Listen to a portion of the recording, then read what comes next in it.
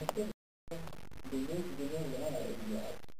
في ناس كتير سألونا كان الحقيقة ما عنديش القدرة الفنية ولا العلمية الكافية لإني أتكلم في تفاصيل البورصة، إنما اللي عايز أقوله باختصار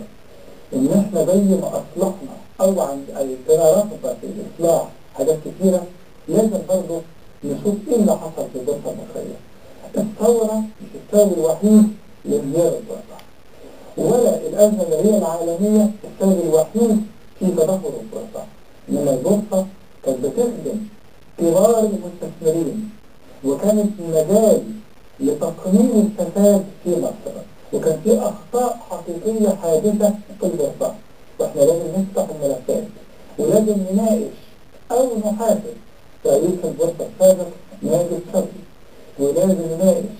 أو نحاسب المتلاعبون في البورصة، لأن التدهور بدأ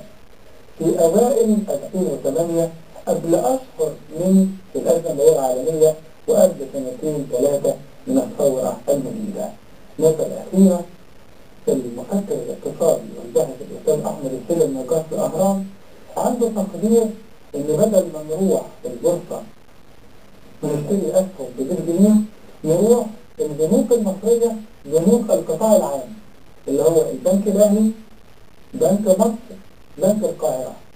وندفع فيهم هذا الرقم، نفتح حساب، اللي عنده حساب يزوده واللي ما عندوش يفتح حساب، والبنوك هي اللي هتعرف تعمل صناديق وطرق لدعم الشركات في البورصة. يعني عندنا خيارين، البعض بيقول